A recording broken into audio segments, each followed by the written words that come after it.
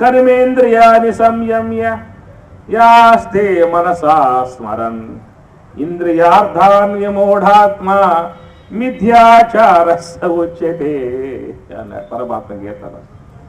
గురువు చెప్పాడు, ఇంటికి వచ్చాడు, బాగా స్నానం చేశాడు, తలంట స్నానం చేశాడు, పట్టు బట్టలు ధరించాడు, ఈబుదిగాకలు పెట్టాడు, బ్రహ్మాండంగా చెవులో పువ్వు పెట్టుకున్నాడు, పూజా మందిరంలో పోయాడు, దర్భాసనం వేశాడు, జింక శర్మం వేశాడు, తెల్ల వస్త్రం వేశాడు, పద్మాసనం కూడా వేసుకున్నాడు, చిన్న ముద్ర బ్రహ్మాండం ధరించాడు. లోనకు పోగానేమైంది పరిస్థితి? కర్మేంద్రియాన్ని సంయమ్య నియమించాడు, చేతులు కట్టేశాడు, కాళ్ళు కట్టేశాడు, నోరు కట్టేశాడు, ఈ మాత్రం బంధింపబడ్డాయి. తర్వాత ఆస్తే మనసా స్మరన్, లోపల జుర్మించింది కలి మనసు అనేటువంటి యొక్క వస్తువేమో లోపల ఆలోచనలు విజృంభించిన లోపల పుంఖానుపుంఖాలుగా ఎట్లయితే భీష్మాచార్యుల వారి యొక్క బాణాలు దూసుకొస్తూ ఉన్నాయో పుంఖానుపుంఖాలుగా, అట్లా సంకల్పాలు కూడా పుట్టుకొస్తూ ఉంటాయి లోపల నుంచి. కళ్ళు తెరిస్తే అంతగా ఉంటాయా ఉండవా చెప్పండి నాకు? కళ్ళు మూస్తే అట్లా ఉంది కదా, కళ్ళు తెరిస్తే ఉంటాయా ఉండవు అట్లా? కాబట్టి కళ్ళు తెరిచి వ్యవహారం చేస్తున్నప్పుడు కూడా ఆలోచన ప్రవాహం ఉంటుంది. కానీ ఏమిటంటే ఇంద్రియాల యొక్క వ్యవహారంలో పడ్డాం కాబట్టి గమనించే విధానం లేకుండా పోయి, ధ్యానం అని చెప్పనగానే ఏమైంది ఎక్కడ అంటే ఇంద్రియాల యొక్క వ్యవహారం నుంచి కొంచెం ఉపశమింపజేశాం కాబట్టి ఆడ ఆ ప్రవాహం పూర్తిగా కనబడతా ఉంది. కంటికి కళ్ళ ముందే అది పోతా ఉంటుంది, నదీ ప్రవాహం అది పోతా ఉంటుంది అన్నమాట లోపల. పగటిపూట లేదా వ్యవహారం లేదా అంటే ఉన్నది, కానీ అది గుప్తగామిని. ఇంద్రియ వ్యాపారంలో ఉన్నాం కదా, గుప్తగామిని. కాబట్టి నువ్వు భోంచేస్తూ ఉన్నా, సంకల్పాలు చేస్తూ ఉన్నావు, నడుస్తూ ఉన్నా సంకల్పాలు చేస్తున్నావు, ఆఫీసులో కూర్చున్నా సంకల్పాలు చేస్తూ ఉన్నావు. నువ్వు సంకల్పాలు లేకుండా నువ్వు ఖాళీగా ఉన్నదే. ఇప్పుడు అమ్మగారులు ఉన్నారు, వంట చేస్తూ ఉన్నా సంకల్పాలు చేస్తూ, చిమ్ముతూ ఉన్నా సంకల్పాలు చేస్తూ, బట్టలు ఉతుకుతూ ఉన్నా ఒక పక్క తిడతా ఉంటుంది, ఒక పక్క బట్టలు ఉతుకుతూ ఉంటుంది. అది కోపావేసి వచ్చి బండకేసి బాతుంది ఆ పని. అవి మీద కోపం చెప్పండి తేవట్లేదు సరైన చీర ఆ నగలు పెట్టడంలా. ఎప్పటి నుంచి అమ్మగారు పోరు, చెవులు పోగులు లేవయా, ముగ్గు పుడకలేదయా, ఈ మెడలో హారం లేదయా, వడ్డం లేదయా, పక్షణం పోవాలంటే ఇబ్బంది అయిపోయిందయ్యా, తేవయ్యా అంటే అది తేకపోయే కోపం. కోపం అయితే ఏం చేస్తుంది, బట్టల మీద చూపిస్తుంది. అది ఉతికుడికి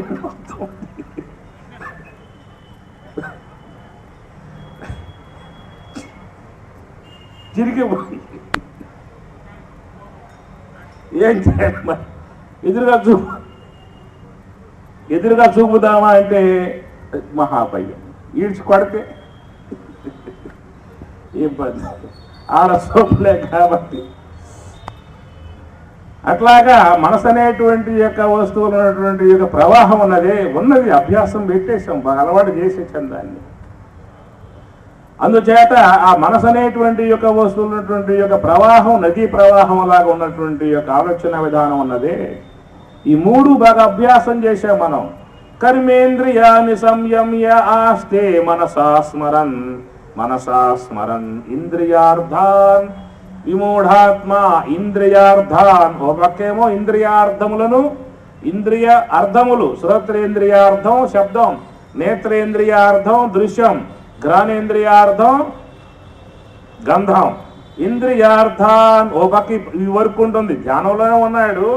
కర్మేంద్రియాని సంయమ్య, ఇది ఇదే, ఇది ఇదే, అది అదే, ఇది ఇదే. కర్మేంద్రియాని సంయమ్య ఆస్తే మనసా స్మరన్ ఇంద్రియార్థాన్ విమూఢాత్మ. ధ్యానంలో ఉన్నాడు, ఎవరో ఇంటి ముందుకు వచ్చి అయ్యవారు ఉన్నాడని చెప్పి అడిగాడు. అడగగానే ఆ శబ్దం వచ్చి చెవిలో పడింది. మరి మనం ధ్యానం చేస్తున్నాం, వచ్చిన వాడేమో మొన్న అప్పించాం కదా, ఆ డబ్బిచ్చే ఉద్దేశంతో వచ్చాడేమో, మన లగవబోయామా పోకపోయి వాడు పోయాడా, మనకు ఆ డబ్బులు రావడం కష్టం, లెగవాలా వద్దా, కూర్చున్నా. ఇంద్రియార్థం అమ్మగారు ధ్యానం చేస్తూ ఉన్నది. కోడలు తాలింపు వేసింది, గుమ్మన ఆ తాలింపు వాసన వచ్చేస్తుంది. ఆహా, ఈ పూట సండే కదా, ఏదో మంచిగా మా కోడలు చేసి పెడుతూ ఉన్నది, నా కోసంగా చేస్తూ ఉన్నది. మనం లేచిపోతే వేడివేడిగా తింటే రుచికరంగా ఉంటుంది. ఇట్లా కూర్చున్నాం ధ్యానంలో, అది ఆరిపోయి బీసుకుపోతే, అందువల్ల నా కోసంగా పాటు పడుతుంటే మన దీంట్లో కూర్చోవటం ఏంటి, సాయంత్రం కూర్చోవచ్చు అంతకే. ఇంద్రియార్థాన్ విమూఢాత్మ మిథ్యాచారస్స ఉచ్యతే. అది మిథ్యాచారం అని చెప్పి అన్నాడు. అది ఉండకూడదయ్యా. ఏమిటి మిథ్యాచారం అంటే చెప్పండి. చూసేవాటికి ఎట్లా ఉంటాడంటే బ్రహ్మాండంగా ఉంటాడు. చినుముద్ర ఉన్నది, పద్మాసనం ఉన్నది, ఈ బుద్ధిరేఖలు ఉన్నాయి, పువ్వులు చెవులో పువ్వు ఉన్నది, బొట్లు ఉన్నాయి, గిట్లు ఉన్నాయి, బ్రహ్మాండం కూర్చున్నాడు. లోన చూద్దామా, లోగుట్టి పెరుమాల గరుక గందరగోళం. కర్మేంద్రియాన్ని సంయమ్య ఆస్తే మనసా స్మరన్ ఇంద్రియార్థాన్ విమూఢాత్మ మిథ్యాచారస్స ఉచ్యతే. ఒక అర్థం అన్నమాట. మిథ్యాచార అంటే కపటాచారం, అంటే వాడికి మాత్రం లోపల బ్రహ్మాండం తిరుగుతూ ఉన్నాయి, చూసే వాళ్ళకి మాత్రం మహాత్ముడు రా, ధ్యానం చేస్తున్నాడు, డిస్టర్బ్ చేయమాకంటారా వాడికి పక్క వాళ్ళు భావించుకుంటారు. ఇదొక అర్థం దానికి. మిథ్యాచారస్స అంటే మిథ్యాచారం అంటే, మిథ్య అంటే సదసద్ది విలక్షణ వస్తువు మిథ్య, సదసద్ది విలక్షణ వస్తువు మిథ్య. మిథ్య అంటే సద్దు వస్తువు కాదు, అసద్దు వస్తువు కాదు. సద్దు వస్తువు అంటే బ్రహ్మం, అసద్దు వస్తువు అంటే అసత్ అంటే ఎప్పటికీ లేదు, అది గోచరించే అవకాశం కూడా లేదు. ఎప్పటికీ లేని వస్తువు గోచరించదు. ఇప్పుడు కుందేటి కొమ్ము చూశారా, గొడ్రాలి బిడ్డను చూశారా, గగనార విందము, ఆకాశ పుష్పాలు చూశారా, మనుష్య శృంగాలు ఎప్పుడు చూశారా?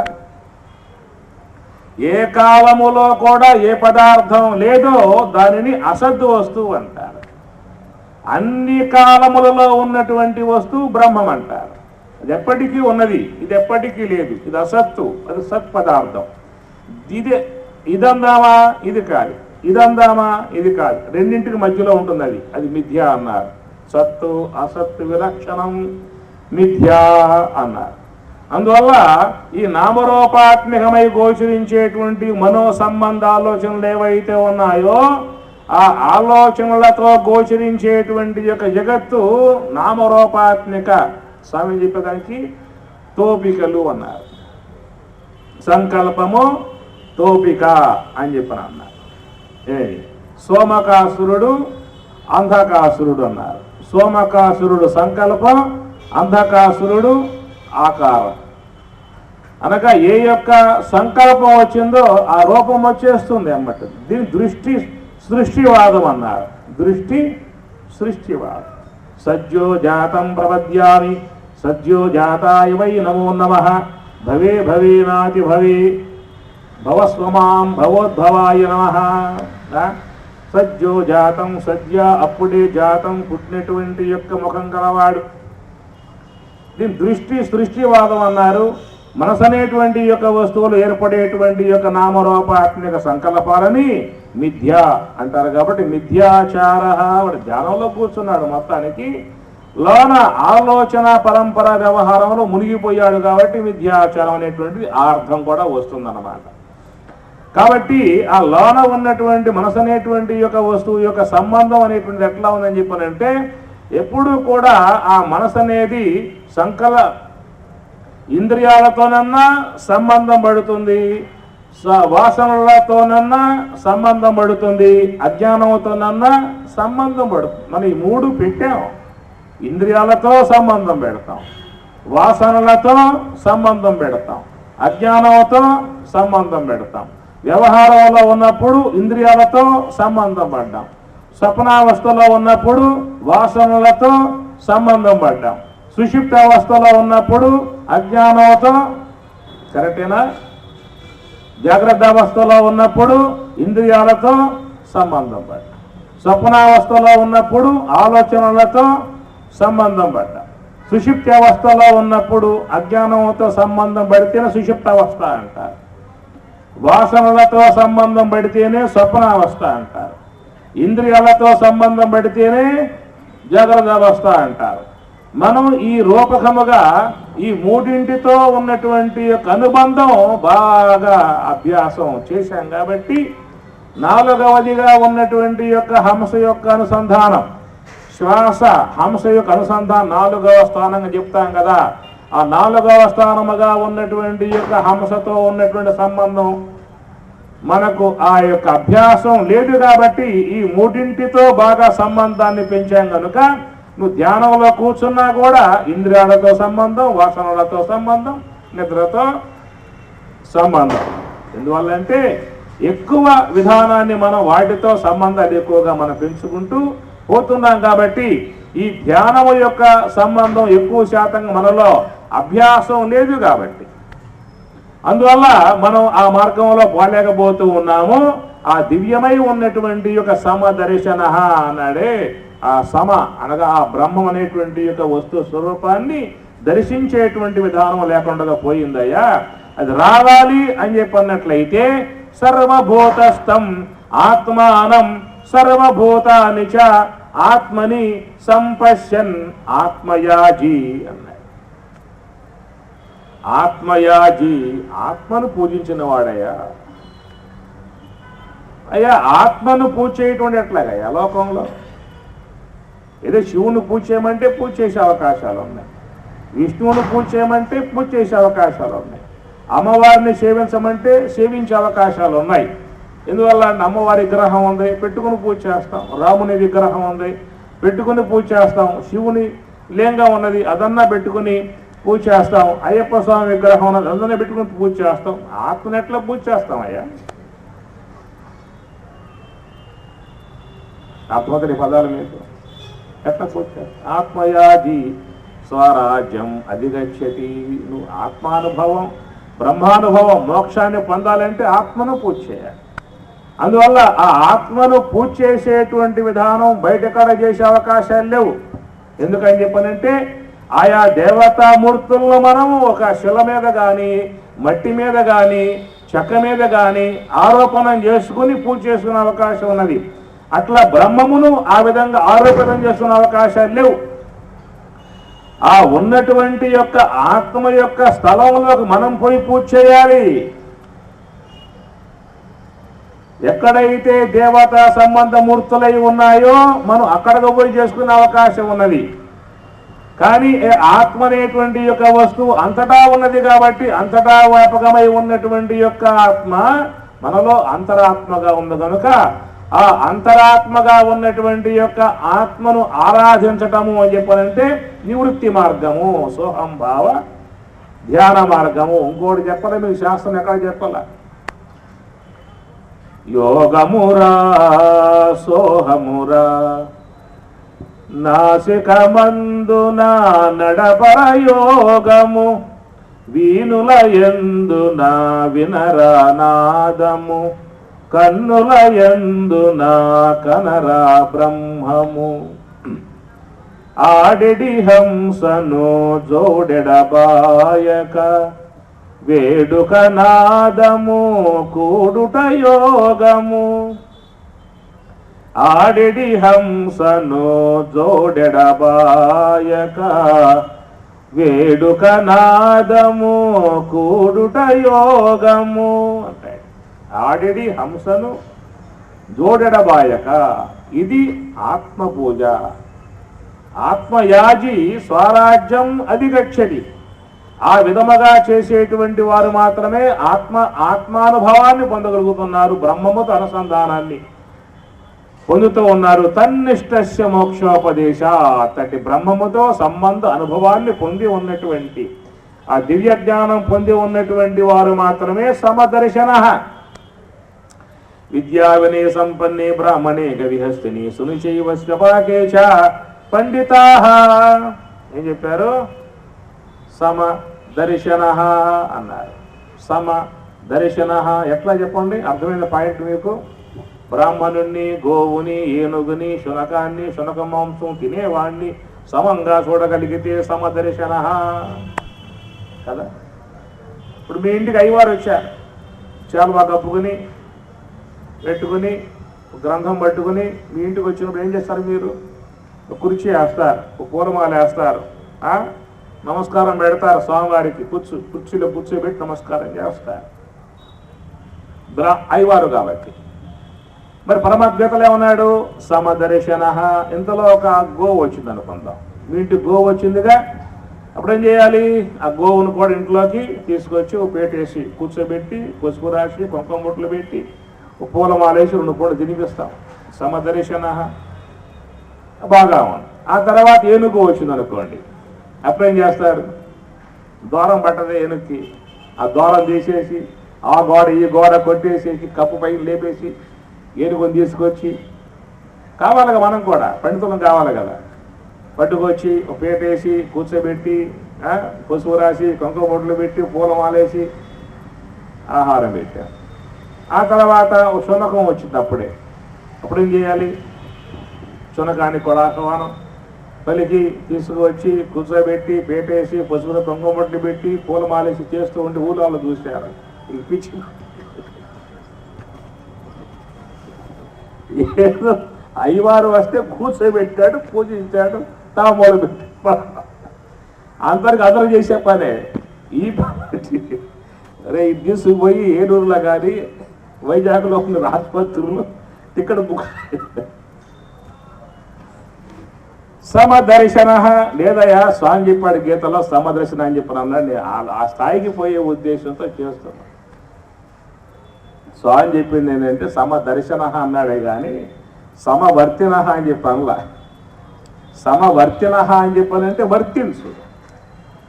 బ్రాహ్మణేవాన్ని కూర్చోబెట్టే పూజ చేసావు, గోవును కూర్చోబెట్టే పూజ చేసావు, ఏనుగును కూర్చోబెట్టే పూజ చేసావు, అది సమవర్తిన. ఆయన ఏమన్నాడు? సమదర్శన, దర్శించవయ్యా. కాబట్టి ఆ వాటి యందు ఉపాధులలో ఉన్నటువంటి చైతన్యం దర్శించు, వర్తిన అని చెప్పాలా. ఈ వర్తిన, ఈ వర్తత్వం ఎవరికి వస్తుంది ఏం చెప్పాలంటే అవధూతలకు వస్తుంది. అవధూత అంటారు. బ్రహ్మవేత్త, బ్రహ్మవిద్వర, బ్రహ్మవిద్వరీయ, బ్రహ్మవిద్వరిష్ఠుడు శుక భగవానుడు, ఆయన అవధూత అన్నమాట. సదాశివ బ్రహ్మేంద్ర స్వాముల వారు అవధూత. అలాంటి వాళ్ళకి లోక సంబంధ భావాలు ఉండవు. నిరంతరముగా బ్రహ్మములు అవలోకనం చేసేటువంటి వాళ్ళగా ఉన్నటువంటి అవధూతలకి పశువులో పశువుగా, పక్షిలో పక్షిగా అరణ్యాలలో సంచరిస్తూ ఉంటారు వాళ్ళు. కాబట్టి వాళ్ళకి అది ఇదనే భావం మీకే ఉండదు. అది అవధూతలు అంటారు. వాళ్ళకి పేరుంది అట్లా. బాలోన్మత్త, బాలుల్లాగా ఉన్మత్తుల్లాగా స్థితికి వెళ్ళిపోయి ఉంటాడు. కాబట్టి సముడయ్యవ్వడు ముక్త కర్మచయుడై సన్యాసి అయి వంటి ఓవ మహాప్రీతిన్ ఓహో కుమారయనుచున్ వ్యాసుండు జీరంగా వృక్షములను తన్మయతన్ ప్రతిధ్వనులు దక్కం చేసే మున్నట్టి భూతమయన్ మృక్యద బాధరాయన్ తపోధన్యాగ్రినిందీమని. సముడై, భాగవతం నా పదం వాడతాడు. సముడై ఏమర్థం? సముడై బ్రహ్మమై. సమ అంటే బ్రహ్మం, సముడై బ్రహ్మమయ్యాడు. బ్రహ్మమే తానే ఉంది. శుకుడు గోసియు లేక, వాడు గోసి కూడా లేదంట. వాడికి అవధూతకి ఏమి ఉండవు. వాడికేం అవసరం? దేహ సంబంధ భావం ఉండదు. చూడలేక మనమే పెట్టుకుంటాం కోచ. వాడు కోసి మనం పెట్టుకుంటాం. చూడలే, వాడికి ఉండదు. వానికి దేహానికి ఆహారం మనం పెట్టుకుంటాం. ఆయన దేహానికి స్నానం మనం చేసుకుంటాం. ఎందువల్లంటే ఆయన సేవిస్తే ఈశ్వర సేవా ఫలితం వస్తుంది. వాళ్ళకి బ్రహ్మవేత్తను సేవిస్తే ఏమొస్తుంది? ఈశ్వర సేవా ఫలితం. ఆయన కదిలే ఈశ్వరుడు. ఒక తల, ఒక పొట్ట, 2 కాళ్ళు, 2 చేతులు అంటించుకుని ఉన్నటువంటి కదిలే బ్రహ్మం అన్నారు రమణ మహర్షిని. కదిలే బ్రహ్మం. బ్రహ్మం కదిలిపోతాం. తత్ ఏ జతి తత్ నయే జతి తత్ దూరే తత్వత్ అంతికే. ఈశావాస్యం చెప్పింది. తత్ ఏ జతి పోతా ఉంది. ఆ బ్రహ్మం పోతా ఉంది.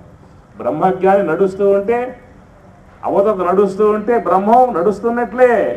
ఆ బ్రహ్మమే ఈ దేహరూపకంగా నడుస్తున్నట్లు. కాబట్టి అలాంటి తత్వవేత్తలను అవధూతలను సేవించినట్లయితే ఈశ్వర సేవా ఫలితం వాళ్ళకి లభ్యమవుతుంది అని చెప్పని అంటారు. అందుచేత సముడయ్యవ్వడు ముక్త కర్మచయుడై సన్యాసి అయి వంటి ఓవ ముక్త కర్మచయుడై, ముక్త కర్మ విడబడ్డాడు, సమస్త దేహాల నుంచి విడబడ్డాడు, సన్యాసి అయి వాడిని సన్యాసి అన్నారు. సన్యాసం ఆయనకి అవిచ్చారండి శుకుడికి. సన్యాసం అనేది ఇచ్చేది కాదు, పుచ్చుకునేది కాదు. సన్యాసం అంటే జీవించేది. సన్యాసం అంటే జీవించేది, ఒకరు ఇచ్చేది కాదు, ఒకరు పట్టుకునేది కాదు. కనుక తన దేహములో ఉన్నటువంటి యొక్క అనాత్మతో సంబంధం లేకుండా ఉండగలిగేటువంటి యొక్క స్థాయికి పోగలిగితే అది సన్యాసం, జ్ఞాన సన్యాసం. పైన బట్టలకు రంగులు వేసుకున్నాం, సరే మహాత్ములు సన్యాసులు సాధువులు వాళ్ళ నమస్కారం చేద్దాం, పూజిద్దాం, గౌరవిద్దాం, అది పక్కన పెట్టండి. విషయానికి వస్తే, విషయం చెప్పుకోవాల్సి వస్తే ఏం చెప్పారు? సన్యాసస్తు మహాబాహో దుఃఖం ఆప్తుం అయోగతః యోగయుక్త ముని బ్రహ్మ అచిరేణ బ్రహ్మం అధిగచ్చతి. గీత 5వ అధ్యాయం ఉంటుంది ఈ మాట. సన్యాసహతు సన్యాసం అన్నట్లయితే దుఃఖం ఆప్తం, దుఃఖం పొందటం, ఆప్తం పొందటం, దుఃఖం సాధ్యం కాని విషయం రా. ఎవరికి? అయోగత యోగాభ్యాసం చేయని వారికి. యోగయుక్త ముని బ్రహ్మ యోగయుక్త యోగముతో ఉన్నవాడు అచిరేణ బ్రహ్మం అధిగచ్చతి. యోగముతో ఉన్నవాడు అచిరేణ అచిరకాలంలో బ్రహ్మం అధిగచ్చతి, బ్రహ్మమును పొందుతూ ఉన్నాడు. ఆ బ్రహ్మం యొక్క దివ్యానుభవాన్ని పొందటమే సన్యాసం, ఆ శ్లోకం యొక్క అర్థం. ఎప్పుడైతే బ్రహ్మము యొక్క దివ్యానుభవాన్ని పొందాడో దేహ సంబంధం లేదు, ఇంద్రియ సంబంధం లేదు, వాసన సంబంధం లేదు, అజ్ఞానం లేదు, ఈ మొత్తం రాలి కింద పడతాయి. కాబట్టి సమ్యక్ న్యాసం సన్యాసం. గూడి పడ్డాయి, మొత్తం అనాత్మ అంతా కూడా గూడి పడింది వాడి. ఎట్లా ఉన్నాడు అంటే కేవలం బ్రాహ్మీ అనుభవంతో బ్రహ్మమే తానై ఉన్నాడు. అందుచేత లోన ఉన్నటువంటి యొక్క అనాత్మ నుండి విడబడి స్థూల సూక్ష్మ కారణ ఇంద్రియాలు వాసనలు అజ్ఞానం వాటి నుంచి ఎడబడి తాను కేవలం ఆత్మగా శేషించి ఉన్నటువంటి యొక్క దానిని సమ్యక్కు ధ్యాసం వదిలాడు, మొత్తం వదిలేశాడు. బయటికి వదలటం కాదు. అమ్మగారిని వదిలేసేసాడు, ఇల్లుని వదిలేశాడు, బిడ్డల్ని వదిలేశాడు, దూరంగా ఎక్కడికి పోయాడు. ఎక్కడికి పోయినా తప్పదు, ఎక్కడికి పోయినా తప్పదు. అక్కడెక్కడికో పోయాడు. ఎంతలోకి పోతాడు? అరణ్యాల్లో ఉండలేదుగా. అరణ్యాల్లో ఏముంటాయి? పుల్లు ఉంటాయి, సింహాలు ఉంటాయి, దోమలు ఉంటాయి, చీమలు ఉంటాయి, పాములు ఉంటాయి. అక్కడ ఉండలేడు, సమాజంలో ఉండాల్సిందే. ఎక్కడికో పోయాడు. ఒక చిన్న గ్రౌండ్ ఒకటి బంజరు భూమి చూసుకున్నాడు, 4 కర్రలు తాపించాడు, చిన్న కుటీరం ఒకటి వేసుకున్నాడు. ఆకలి దప్పులు ఉంటాయిగా, శీతోష్ణాలు ఉంటాయిగా, చిన్న కుటీరం కట్టుకున్నాడు. ఆకలి దప్పులు ఉంటాయి, అన్నం వండుకోవాలిగా. ఏమి ఏదో చిన్న సెట్టి పెట్టాడు, మంట పెట్టాడు, బియ్యం పోసాడు, వండాడు, ఏదో కూర శాఖలు ఏవో చేసుకున్నాడు. ఆ పూట తిన్నాడు. మళ్ళీ కడుక్కోవాలిగా, కడుక్కున్నాడు. మళ్ళా వండుకోవాలిగా, మళ్ళా వండాడు. మళ్ళా కడుక్కున్నాడు, చిమ్ముకున్నాడు, ఉతుక్కున్నాడు, ఆరేసుకున్నాడు. ఇదంతా చూశాడు. పెద్ద కర్మగా ఉందని చెప్పి అనుకున్నాడు. ఇది ఎట్లా? ఇంతలో 2 శిష్యులు వచ్చారు. స్వామి మీ సేవ మేము చేసుకుంటామని చెప్పి అన్నారు. మంచి మార్గం రా, మాకు దగ్గర ఇద్దరని చెప్పి అంటారు. అక్కడి నుంచి ఏమైపోయింది? 2 శిష్యులు తోడయ్యారు. వాళ్ళు కూడా ఏదో గోవులు 2 గోవులు 3 గోవులు పెట్టుకున్నారు. మేపుకు రావటం, పాలు పినటం, తాగటం, గురువు గారికి ఇవ్వటం, కడుక్కోవటం, చెమ్మటం, చేసుకోవటం చేస్తూ ఉన్నారు. వాళ్ళకి ఇసుక అయిపోయింది పని. ఆ తర్వాత ఒక అమ్మగారు శిష్యురాలు ఆమె వచ్చింది. స్వామి మీకు ఎందుకు ఈ బాధ అంతా కూడా నేను ఉన్నాను మీకు సేవ చేయడానికి, చివి పెడతా, ఉతికి పెడతా, వండి పెడతా, మీకు చక్కగా చేసి పెడతా అని చెప్పానంటే, రామ్మ మీకోసం చూస్తున్నా, రావమ్మ మహాలక్ష్మి రావమ్మ. అమ్మగారు వచ్చేసి అక్కడి నుంచి ఏమైంది? ఇక అమ్మగారు కూడా వండి పెడుతుంది, కడిగి పెడుతుంది, చిమి పెడుతుంది. అక్కడ పోయారు. ఇక్కడ ఏమైంది ఇప్పుడు చెప్పండి? కౌపెన సంరక్షణార్థం అయం పటాత్ శ్లోకం దానికి. శిష్యుడు వచ్చాడు, ఆశ్రమంలో ఉన్నాడు. గురువు గారు చెప్పారు, నాయన ఎంతో కాలం నువ్వు దక్కేవరా, నాకు నా అదృష్టం, గొప్ప శిష్యుడు, భక్తి వినయం అన్నీ నీకున్నాయి. అది ఎప్పటి నుంచో తీర్థయాత్రలు చేసేటువంటి సంకల్పం ఉన్నది కనుక నువ్వు ఆశ్రమం కనిపెట్టుకుని ఉండు, నేను కాస్త తీర్థయాత్రలు అట్లా ఏదో కాశీ రామేశ్వరం పోయి తిరిగి వస్తా చూసుకోరా అని చెప్పిన అన్నాడు. గురువు గారు తీర్థయాత్రలు లేకపోయాడు, ఆశ్రమం కనిపెట్టుకుని శిష్యుడు ఉన్నాడు. వాడికి ఉదయం లేస్తే ఊళ్ళో పోవాలి, భిక్ష తీసుకోవాలి, రావాలి, అవి తినాలి, చేసుకోవాలి, వాడి పని అదన్నమాట. ఆ విధంగా ఉంటే వాడికి రెండే ఉన్నాయి, కౌపీనాలు. కౌపీనాలంటే తెలుసు మీకు, రెండే ఉన్నాయన్నమాట. అక్కడ చిన్న ఎలుక ఒకటి ఉన్నది, ఆ ఎలుక కౌపీనాలని కొట్టేస్తా ఉన్నది. అవి కొట్టేస్తే ఎట్లా ఊళ్ళో పోయేది పొద్దున్నే భిక్షకి, ఇబ్బంది కదా. కనుక ఆ ఎలుక ఏం చేస్తుందని చెప్పారంటే కౌపీనాలు కొట్టేస్తూ ఉన్నది. ఏం చేయాలి దీన్ని ఇప్పుడు? చంపుదామా? అహింస మార్గం. మన సాధువులు హింస చేయకూడదు, పరప్రాణుల్ని హింసించరాదు, చంపరాదు. వదిలిపెడదామా? వదిలిపెట్టడం కౌపీనాలు కొట్టేస్తా ఉంది కౌపీనాలు. ఏం చేయాలి ఇప్పుడు? ఆ ఎలుకకు పిల్లి సహజ వైరం కాబట్టి పిల్లిని పెంచామనుకో ఆహారంగా తినేస్తుంది. అది మనకి హింస కాదుగా, దానికి ఆహారం అది కాబట్టి తినేసేసింది. మరి బెడదా పోతుంది పడుకున్నాడు, ఓ పిల్లి పట్టుకొచ్చి ఏం చేశాడు, దానికోసంగా పెంచుతూ ఉన్నాడు. మరి పిల్లికి పాలు పోయాలి కదా, ఊళ్ళోకి పోయాడు. ఒక ఆసాం ఇంటికి వెళ్ళాడు, అయ్యా మాకు పిల్లి ఉంది, పిల్లికి పాలు పోయాలి, నాకు కావాలి కాబట్టి కాసిన పాలు పోయని చెప్పారంటే తెచ్చుకుంటున్నాడు, కాస్తున్నాడు, పిల్లికి పోస్తున్నాడు, తాను తాగుతూ ఉన్నాడు. రోజు వాడు పోతూ ఉంటే చెప్పాడు ఆసామి, ఎందుకై నీకు ఈ బాధ బ్రహ్మచారి, నీకు గోవును దానం చేస్తాను, నువ్వు తీసుకుపో కమ్మగా, దాన్ని మేపుకో, పాలు నువ్వే పిండుకో, నువ్వే తాగు, నీ పిల్లికి పోసుకో, ఈ నువ్వు పెడతా నాకు అది బాధ అని చెప్పని ఆ బ్రహ్మచారికి ఆ గోవును కాస్త దానం చేస్తే వాడు ఆ గోవును పట్టుకొచ్చుకున్నాడు. ఇక వాడు పొద్దున్న లెగిస్తే జపము ధ్యానం ఏమి లేదు. అది బాగా కడగాలి, గడ్డి కోసుకుని రావాలి, దానికి వేయాలి, పాలు పిండాలి, కాయాలి, పిల్లికి పోయాలి, తాగాలి. దీంతో సమయం కాస్త సరిపోతుంది వాడికి. ఇదంతా చూశాడు. చెప్పాడు ఒక ఎందుకు ఈ బ్రహ్మచారి బాధపడేది, ఒక అమ్మగారిని పెళ్లి చేసుకున్నామంటే ఆమె కాస్త పాలు పిండుతుంది, గడ్డికి గడ్డి వేస్తుంది, చిమ్ముతుంది, శుద్ధం చేస్తుంది, నువ్వు హాయిగా ఉండవచ్చు, ఎందుకు వచ్చిన బాధ నీకు అని చెప్పాను. కానీ ఉపాయం బాగా ఉంది వీడికి అనిపించింది. నిజమే కదా, ఏదో ఒక అమ్మగారు పట్టుకొచ్చుకుంటే పెళ్లి చేసుకుంటే హాయిగా ఆమె సేవలు చేస్తుంది, మనకు అది రెస్ట్ చేసుకోవచ్చు, పడుకోవచ్చు, లెగవచ్చు, అని పిండుతుంది అనుకున్నాడు. ఏదో ఒక తగిన అమ్మాయిని ఏదో చూసుకున్నాడు. మూడు సాంగల్యం దంతున నేను మమ జీవన హేతున కంటే బద్దనామితే మూడు పడ్డాయి, పట్టుకొస్తున్నాడు. అప్పుడు ఆశ్రమంలో పెట్టుకున్నాడు. కొద్ది కాలం అయింది కదా, పిల్ల జల్ల గుడ్డు గోద మొత్తం ఆశ్రమం అంతా కలకల్లాడుతూ ఉంది. ఆశ్రమం అంతా కూడా పిల్లకాయలు, ఆడపిల్లలు, మగ పిల్లలు, వాళ్ళు కలకల తిరుగుతూ ఉంటే ఆశ్రమం అంతా ఒక వినోదం, అదొక ఆనందం అన్నమాట. ఇంతలో గురువు గారు ఏం చేశాడు, రామేశ్వరం, గీమేశ్వరం, బదరి గిదరి మొత్తం పంచ ద్వారకలు తిరగేసుకుని ఆశ్రమానికి వస్తే ఆశ్రమాలలో గొడ్డు గోద పిల్ల జల్ల కలకల్లాడుతూ ఉన్నాయి. అరే శిష్య ఎట్రారా అని చెప్పారు.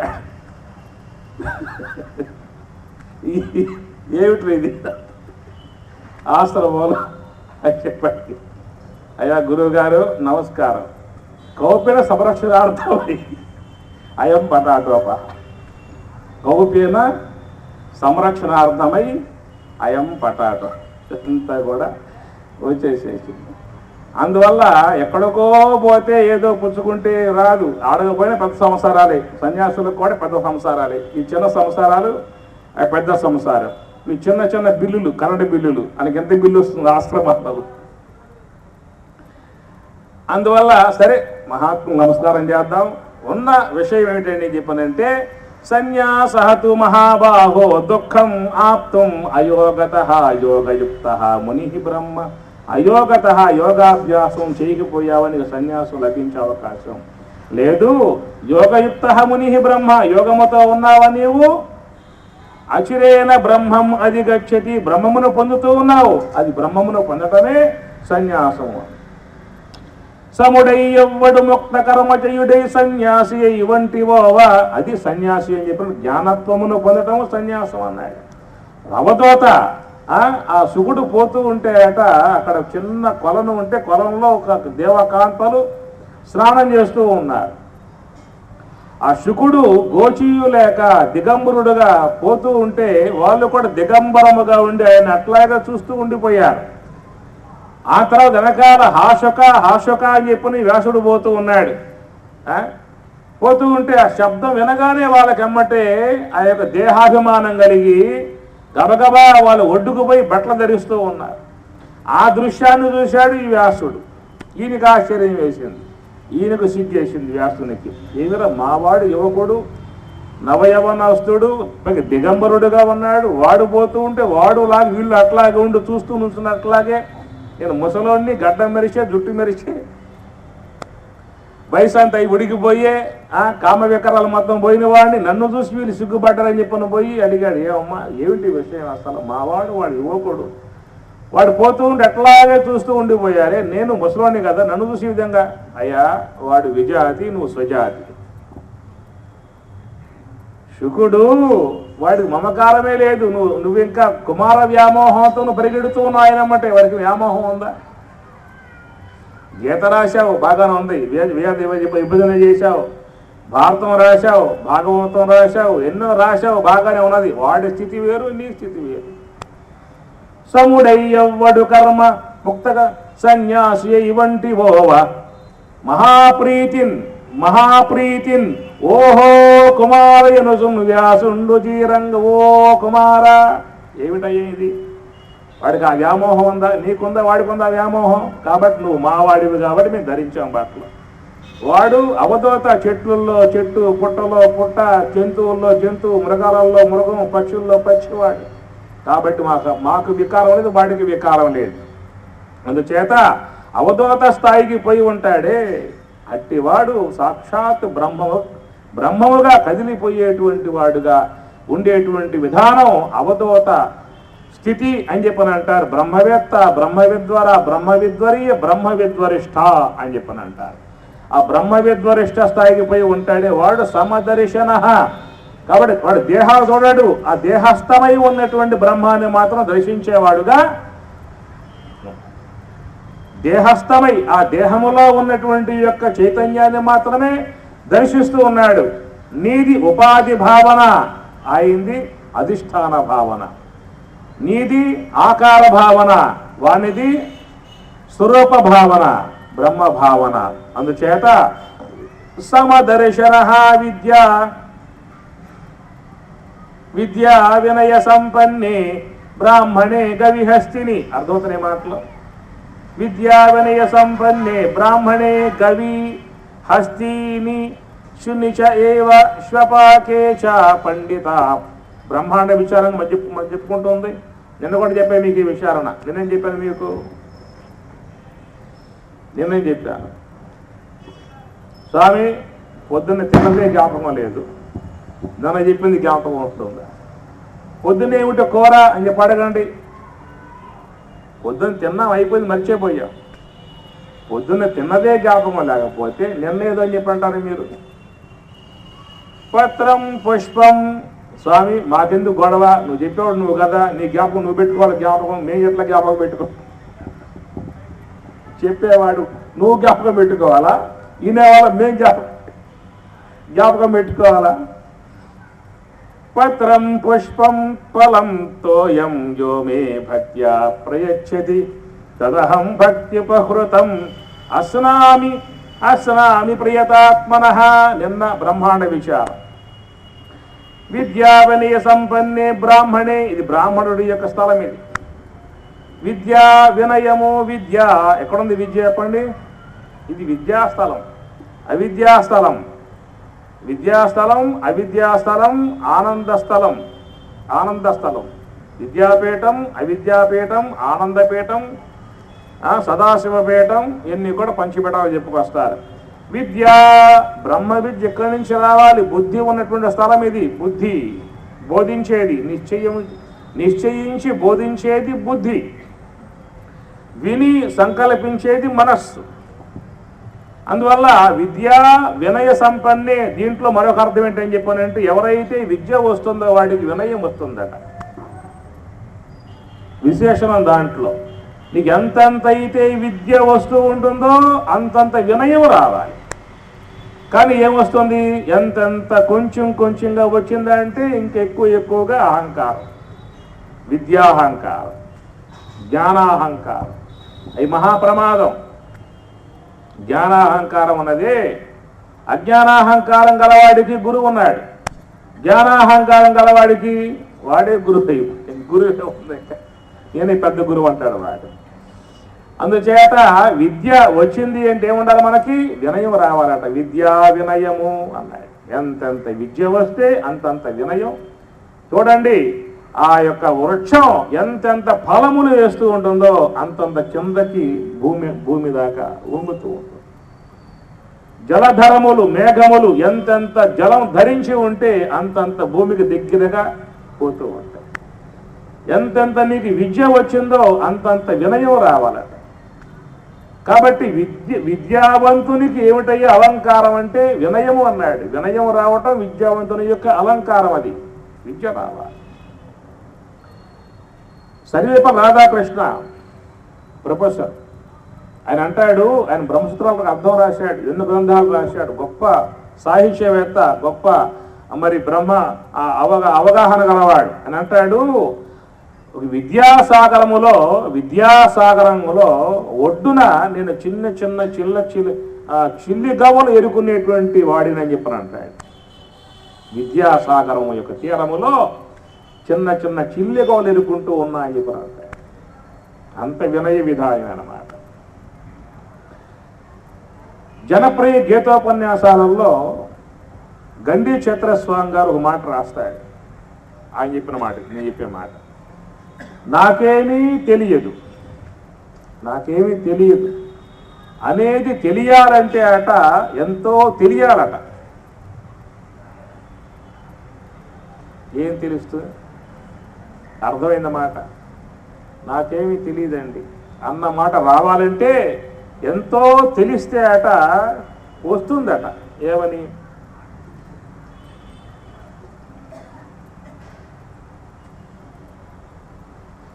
వాడు నోరు మూసాడు లెక్క ప్రకారం అయితే. ఎందుకని చెప్పారంటే ఎంతో వాడు పోయాడు. ఎంత లెక్క పోతే వానికి ఏమైంది, ఇంకెంతో కనబడతా ఉంది. పోయిన కొద్దీ వానికి ఇంకా కనబడతా ఉందన్నమాట. దాంతో పోలిస్తే వీడికి తెలిసింది ఒక ఆవగింజ అంత. అందుచేత ఉన్నదే బ్రహ్మము యొక్క జ్ఞానంలో పోయేవాడికి ఎంతెంతగా పోతుండంత వాడు అణిగిపోతూ ఉంటాడు, తగ్గిపోతూ ఉంటాడు, తలకాయ వంచేస్తాడు వాడు. విద్యా వినయం దశస్థులోకి పండిత, శతస్థులోకి పండిత. నాకు 4 శ్లోకాలు వచ్చు, 6 పద్యాలు వచ్చు, 3 తత్వాలు వచ్చు. కబర్దారు, జాగ్రత్త. ఈనాడు ఈ విద్యా విధానంలో వ్యక్తులు అహంకారముతో కొట్టుమిట్టాడుతూ ఉన్నారు. నిజంగా విషయావగాహన పొందినవాడు అహంకారాన్ని పొందడు, ఉన్న అహంకారం కూడా పోతుంది. అంటాడు భర్తృహరి, యదా కించిజ్ఞోహం గజయవ మధాంధ. గజ ఇవ ఏనుగు వలె. యదా కించిజ్ఞోహం, ఏదో కొంచెముగా తెలిసి ఉన్న కాలములో గజయవ మదాంధ, ఏనుగులాగా నేను ప్రవర్తించాను అహంకారముతో అన్నాడు. యదా కించిత్ బుధజన అవగత, ఎప్పుడైతే మహాత్ముల దగ్గర కొంచెంగా విషయం విన్నటువంటి వాడనై చివరికేమైపోయాను, వ్యపగత, నాకేమీ తెలియదు అనేటువంటి యొక్క స్థాయికి వచ్చేసా అన్నాడు. ఏదో కించిత్తు కొంచెముగా తెలిసి ఉన్న కాలంలో ఏనుగులాగా గజయవ పెద్ద అహంకారంతో ప్రవర్తించాను. మహాత్ముల వద్ద కూర్చుని కొంచెం గ్రహించడం లేదో, నాలో ఉన్నటువంటి యొక్క అహంకారం యొక్క విధానం తొలగిపోయి నాకేమీ తెలియదు అనే స్థాయికి నేను వచ్చేసా అని చెప్పి అన్నాడు. అందువల్ల నాకేమీ తెలియదనేటువంటి యొక్క జ్ఞానం రావాలని చెప్పనంటే ఎంతో తెలుసుకుంటే తప్ప నీకు ఆ జ్ఞానం వచ్చే అవకాశం. విద్యా వినయ, విద్యా వినయ. అర్జునుడు బోధిస్తూ ఉన్నాడు. కృష్ణ పరమాత్మ ఏమన్నాడు? నోరు ముయిరా, నేను జగన్నాథుణ్ణి, అవతార మూర్తిని, కృష్ణ పరమాత్మని, విశ్వరూపం చేయగలను, విశ్వరూపం చూపించగలను, ఎన్నో మహిమలు గలవాడిని అని అన్నాడా? అని చెప్తా. అర్జునుడు ఏమన్నాడు? అయ్యా కృష్ణ, యుద్ధం చేసి చనిపోతారయ్యా, కుల బ్రహ్మశ అపీత్ వర్ణ సంకర సంకరకాయైవ కుల జ్ఞానం కులస్య పతంతి పితరో హేషాం లుప్త పిండోదక క్రియా అని ప్రథమాధ్యాయం అంతా వాడే. విషాద యోగం అంతా అర్జునుడి యొక్క బోధ. కృష్ణ పరమాత్మ శిష్యుడు, అర్జునుడేమో గురువు. ఎందువల్ల కింద కూర్చున్నవాడు వినాలి, పైన ఉన్నవాడు చెప్పాలి. ఇది ధర్మం అన్నమాట. కృష్ణుడు కింద ఉన్నాడు కాబట్టి ఈయనే ధర్మం అయింది, వీడు పైన ఉన్నాడు కాబట్టి చెప్పే ధర్మం వాడు. కాబట్టి చెప్పరా ఎంత అని చెప్పని అన్నాడు. ఈ పని మూడుకున్నాక ఈ పని ఒప్పుకోవడమే తప్ప. ఒప్పుకోవడం జరిగింది కదా, ఒప్పుకున్న దెబ్బతుందా? చెప్పమన్నాడు. వాడు చెప్తా చెప్పింది అయిపోయింది. చివరికి కార్పణ్య దోష అపహత స్వభావ పృచ్ఛామి త్వాం ధర్మ సమ్మూఢచేత. తన తప్పు తానే గుర్తించి, తన యొక్క ఆ పొరపాటు తానే గుర్తించి రథాన్ని దిగి సాష్టాంగ దండ ప్రమాణం చేసి అయ్యా మన్నించు, క్షమించు అని ప్రాధేయపడిన తర్వాత అప్పుడు ఈయన జ్ఞాన ప్రబోధం చేయటం ఆరంభం చేశాడు. విద్య వినయ. ఆ వినయం లేకపోతే పరమాత్మ ఏం చేసి ఉండేవాడు? బాధు పట్టుకుని బాధు నాకు చెప్పావు, నువ్వు అంతడు వాటరు నువ్వు అని ఉండేవాడు. ఆయన ఆ మాట అనలేదు. చెప్పు, వినదగు ఎవ్వరు చెప్పిన వినినంతని వేగ పరక వివరింపదగన్. విద్యా వినయ. విద్య అని చెప్పనంటే విద్యా వినయ సంపన్నే బ్రాహ్మణి. శ్లోకం చాలా గొప్పదండి. విద్యా వినయ సంపన్నే. విద్య అంటే బ్రహ్మ విద్యను బోధించేవాడు బ్రాహ్మణుడు. ఎవరు బోధిస్తాడయ్యా బ్రహ్మ విద్య?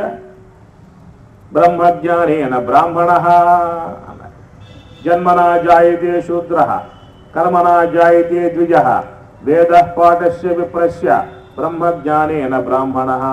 ఇదే స్తోత్ర స్థలం, ఇదే బ్రహ్మస్థలం. ఎవరైతే నివృత్తి మార్గంలో పై నుంచి బ్రహ్మము యొక్క దివ్యానుభవాన్ని పొంది ఉంటాడో అట్టి దివ్యానుభవాన్ని పొంది ఉన్నటువంటి వాడు మాత్రమే బ్రహ్మజ్ఞానాన్ని బోధించేవాడుగా ఉంటాడు. ఎవరైతే సోహంభావ ధ్యానంలో పోకుండా ప్రవృత్తి మార్గంలో పోయేవాడుగా ఉంటాడో దేహమే తానుగా భావించినటువంటి వాడి యొక్క శూద్రత్వ విధానం కూడా ఇక్కడే ఉన్నది. ఇక్కడే శూద్రుడు, ఇక్కడే బ్రాహ్మణుడు కూడా.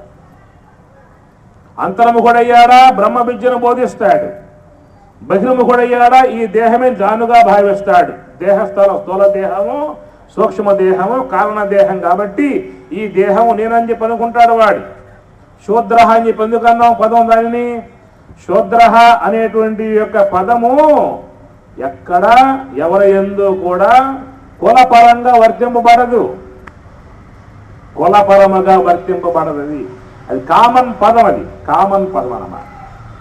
చూడండి, అయ్యవారు అని చెప్పానండి ఆనందపడతాడు, శెట్టి గారు అని చెప్పానండి ఆనందపడతాడు, నాయుడు గారు అని చెప్పానండి ఆనందపడతాడు, రెడ్డి గారు అని చెప్పానండి ఆనందపడతాడు. శూద్రుడు గారు అని చెప్పానంటే శూద్రుడు గారు అని చెప్పానంటే ఆనందపడతాడా? పట్టు కొట్టేస్తాడు. ఎవడు ఒప్పుకోడు. ఏమయ్యా బ్రాహ్మలు, వైశ్యులు, క్షత్రియులు కదా, మిగతా వాళ్ళ శూద్రులు కదా అంటే ఏమి తప్పు వస్తుంది అని అన్నామనుకో పట్టు కొడతారా పని. అంటే మేము పద్మశాలీయులరా, మేము పద్మ బ్రాహ్మణంరా, మేము పద్మం నుంచి పుట్టామరా చెప్పనరా. మా వంశం ఏమిటంటు చూసి మాట్లాడు నువ్వు. అసలు మా వంశం మూల పుట్టినెవరు? భృగు మహర్షి, ఆయన కుమారుడు దాత విధాత, ఆయన కుమారుడు మృకండ మహర్షి, ఆయన కుమారుడు మార్కండేయుడు, ఆయన కుమారుడు భావనా ఋషి. ఆ భావనా ఋషి యొక్క సంతతి మరి పద్మబ్రాహ్మణ వంశం, బ్రహ్మశుద్ధుడు అని చెప్పనంట. నాయుడు గారు, రెడ్డి గారు ఇంతే వాడాలంటే. శూద్ర అనే పదం వాడటానికి వీల్లేదు, ఎవరికి వాడటానికి వీల్లేదు. కామన్ పదము. ఎందువల్ల? జన్మన జాయతే శూద్ర. జన్మత వచ్చింది. ఎవరికి వచ్చింది? అందరికీ వచ్చింది. అది అందరికీ ఉన్న పదం. అది ఎందువల్ల అన్నాం ఆ పదము? శూద్ర అంటే షుక్కు ధాతు, షుక్ అంటే శోకం, శోచతి దుఃఖిస్తూ ఉన్నాడు. శోకము అంటే ఏమిటి అర్థం? దుఃఖం. షుక్కు శోకం, శూద్రుడు అనగా జన్మత ప్రతి ఒక్క వ్యక్తి కూడా లోకంలోకి ఎట్లా వచ్చాడు? నవ్వుతూ వచ్చాడు, ఏడుస్తూ వచ్చాడా? పుట్టగానే బిడ్డ నవ్వుతాడు ఏడుస్తాడా? చెప్పండి.